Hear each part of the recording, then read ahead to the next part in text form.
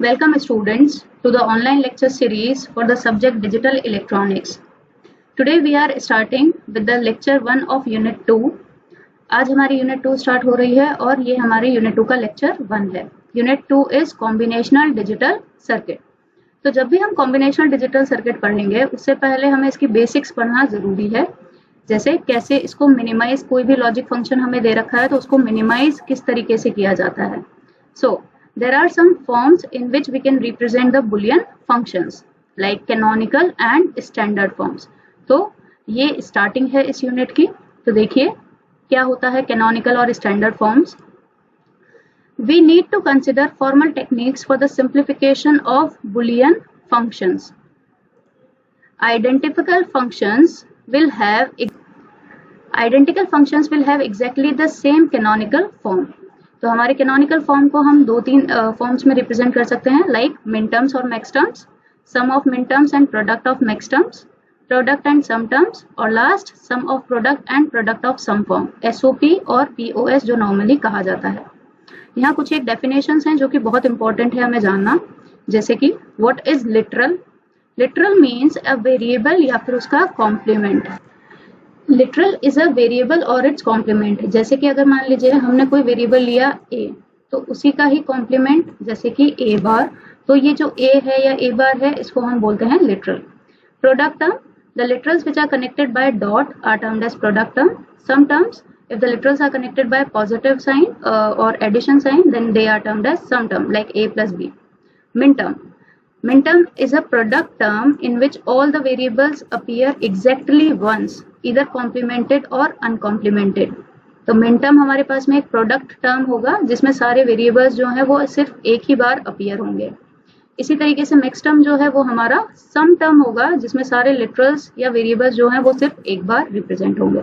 So this is very important कि min term product term है और max term एक sum term है. तो अब हम start कर रहे हैं canonical form. Boolean functions which are expressed as a sum of min terms or product of max terms are said to be in canonical form. तो अगर हमारी कोई Boolean function है जिसको हम as sum of min term या product of max terms की form में रिप्रेजेंट कर रहे हैं तो वो canonical form कहलाएगा. इसका एक एग्जाम्पल हम करेंगे. अगर हम मान रहे हैं यहाँ पे दो इनपुट हमने लिए हैं x और y, तो उस x और y को कैसे हम min terms में रिप्रेजेंट कर सकते हैं या स्टैंडर्ड प्रोडक्ट टर्म्स में रिप्रेजेंट करते हैं, तो वो हम यहाँ पे अभी देखेंगे. Min terms will always be in the product form and max terms will always be in the plus form, x plus y dash like this. तो अगर हमारे पास में ये दो इनपुट हैं x और y जिनकी वैल्यू है 0 0, तो इसके min terms कुछ इस तरीके से हो जाएंगे. जब x की वैल्यू 0 है तो उसको हम रिप्रेजेंट करेंगे एज x डैश और x बार. y जब 0 है तो उसको रिप्रेजेंट करेंगे एज y डैश और y बार. तो नेक्स्ट जो वैल्यू है 0 1, इसका min term हो जाएगा x डैश y. थर्ड वाला जो मिन टर्म है इसकी वैल्यू हो जाएगी X Y dash and fourth one is X Y. इसी तरीके से अगर हमें मैक्स टर्म निकालना है तो मैक्स टर्म के लिए जब वैल्यू होगी 0 तो उसको हम रिप्रेजेंट करेंगे as single input variable without any complemented form. So X will be represented, 0 will be represented as X, y is equal to 0, it will be represented by y. जब x की value 1 है या y की value 1 है तब हम max term में उसको y डैश की फॉर्म में लिखेंगे. तो ये एक डिफरेंस है यहाँ पे. मिन टर्म में 0 को हम रिप्रेजेंट करते हैं by a dash, max term में हम 1 को रिप्रेजेंट करते हैं एज डैश. तो इसी तरीके से m1 will be x plus y dash, capital m2 will be x dash plus y and finally m3 will be x dash plus y dash. So अगर स्मॉल m है तो ये हमारा मिन टर्म्स को रिप्रेजेंट करेगा, अगर कैपिटल M है तो it will be represented bye max terms. If the binary variable is 0, then it is represented as complement of variable in min term and by the variable itself in max term. Similarly, if the binary variable is 1, then it is represented as complement of variable in max term and as the variable itself in the min term. तो इस तरीके से हम ये notice कर सकते हैं कि मिन टर्म और मैक्स टर्म जो है वो एक दूसरे के कॉम्प्लीमेंट है. और अगर हमारे पास में n बुलियन वेरिएबल्स हैं तो यहाँ पे 2 raised to power n ही मिन टर्म्स होंगे और 2 raised to power n ही मैक्स टर्म्स होंगे. Now next is canonical SOP और POS form. SOP means sum of product form, POS is product of sum form. A truth table consists of a set of inputs and output. अगर हमारे पास में n input variable हैं जिनके 2 raised to power n possible combinations है with zeros and ones, so the value of each output variable will depend upon the combination of input variable. Her output depend होगा कितने input के combinations बन सकते हैं उससे. So each output variable will have 1 for some combination and 0 for some another combination. इसी तरीके से हम कैनोनिकल फॉर्म को दो पार्ट्स में रिप्रेजेंट कर सकते हैं, कैनोनिकल एसओपी या canonical POS form. Canonical SOP form means canonical sum of product form.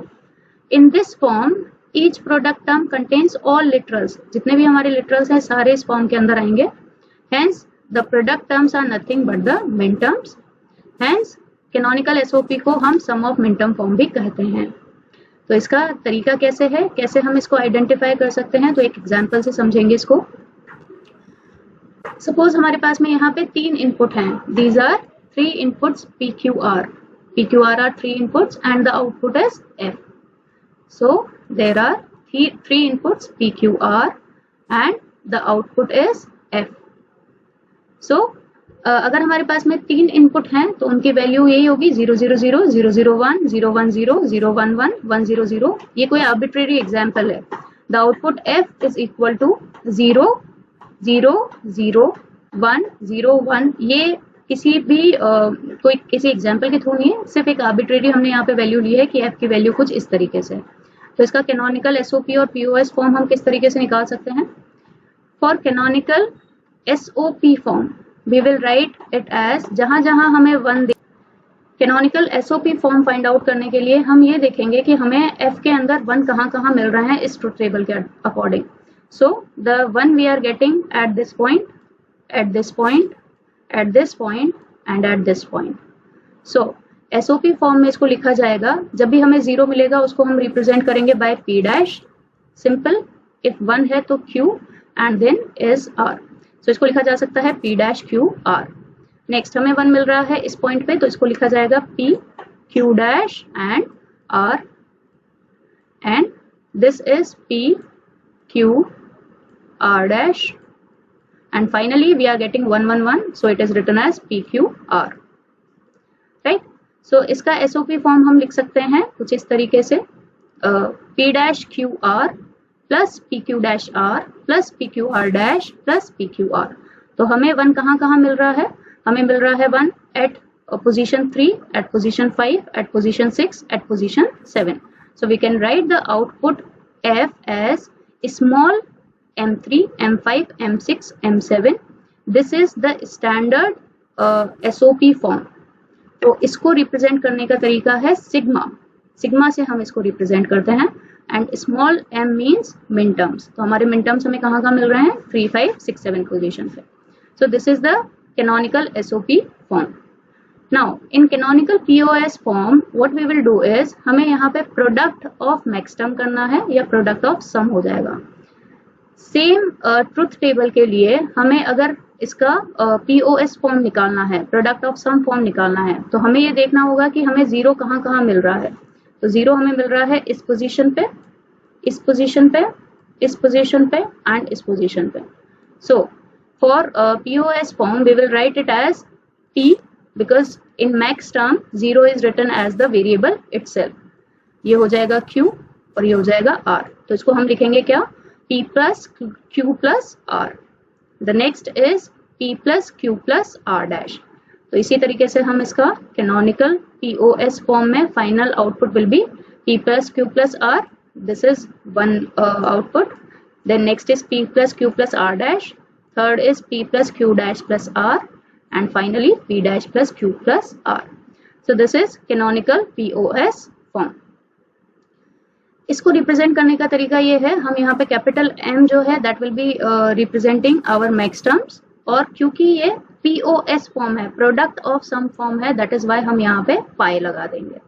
So the output F can be written as like this. So canonical SOP and POS forms are dual to each other. Now standard SOP और POS form क्या होता है. We discussed 2 canonical forms of representing the Boolean output. Similarly, there are 2 standard forms of representing the Boolean output. They are simplified version of canonical form. तो इसको बोला जाता है standard SOP या स्टैंडर्ड पीओएस फॉर्म। इनका main advantage ये है कि number of inputs apply to logic gates can be minimized. तो हमें कैनोनिकल एसओपी या कैनोनिकल पीओएस फॉर्म से एक बड़ा बुलियन एक्सप्रेशन मिलेगा। अगर हम उससे में कुछ बुलियन आइडेंटिटीज लगा के उसको रिड्यूस कर सकते हैं छोटे फॉर्म में, so that will provide us standard SOP form या standard POS form. So standard SOP form means standard sum of product. In this form, each product need not contain all literals. ये जरूरी नहीं है कि सारे literals उसमें हो. So the product terms may or may not be in the min terms. Therefore, standard SOP form is the simplified form of canonical SOP form.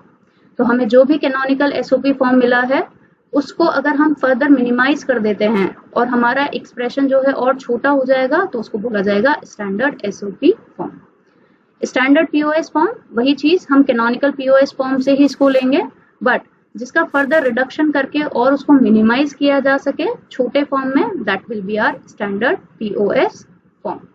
So this is all about canonical and standard forms. In the next class we will study about the other minimization technique, that is K-map. Thank you.